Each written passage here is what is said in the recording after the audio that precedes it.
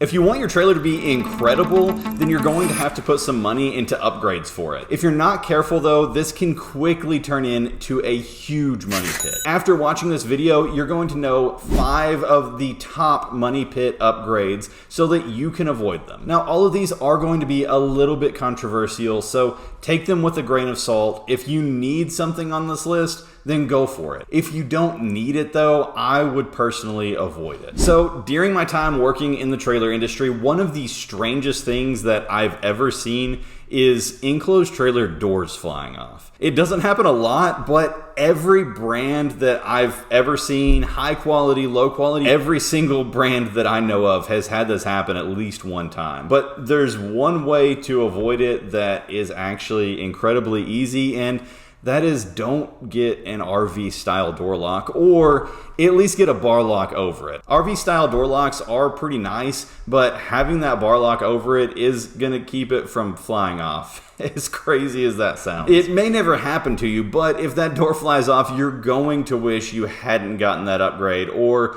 that you'd upgraded again and gotten both the RV style lock and the bar lock. Speaking of RV style upgrades, there's one that I think is more of a headache than it's worth.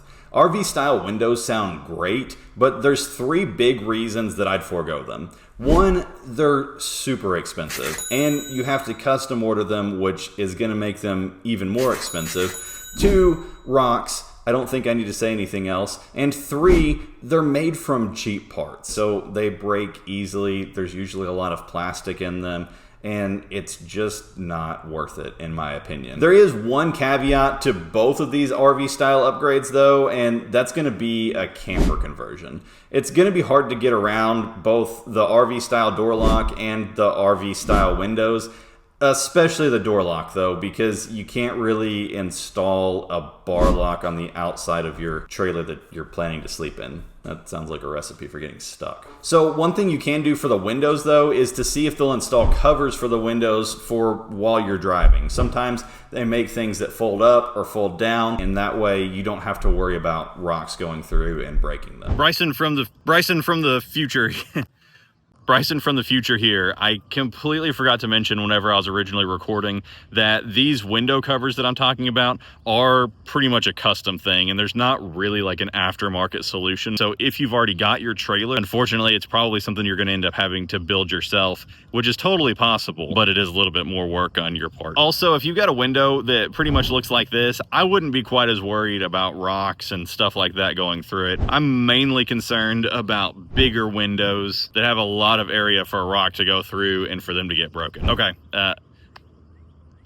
back to the video. Another upgrade that people like to put in camper conversions, and this is one that I would avoid completely unless you really need it. Axle flip kits are cool, but there's 3 reasons that I would just stay away from them. 1, they're expensive and or risky. So done at a shop, it's going to be expensive and possibly even a little bit risky as well. Done yourself, it's definitely going to be risky and also very difficult, possibly expensive as well. 2, it raises the height of the whole trailer, which is going to equal more wind drag, and it's going to be harder to get in and out of. 3, you really don't gain that much. Trailers already ride pretty high, and so even taking it off-road, are you really going to be driving over rocks that are this high? If so, maybe just avoid taking your trailer there. All right, so these last 2 are my absolute most hated. One thing I will never understand, to the point where I don't even think manufacturers should ever carry it, is plastic roof vents. I don't. You can tell. I can't even talk. I'm so frustrated. I can't even talk. For one, we all know what happens when plastic sits in the sun.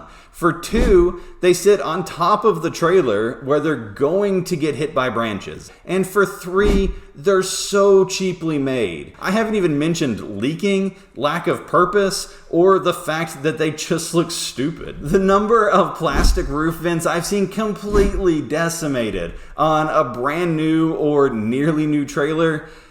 Listen, if you have to have a roof vent, get a metal one.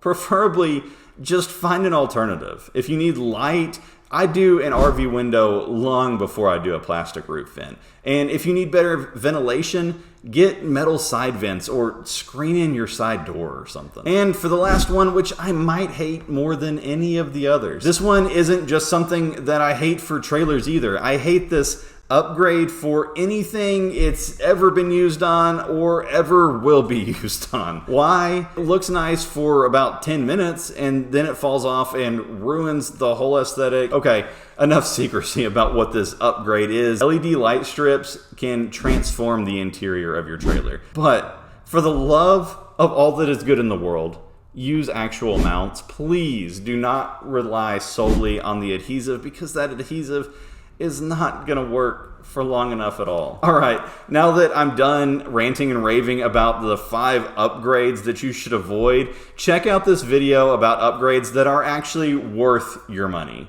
Thanks for watching.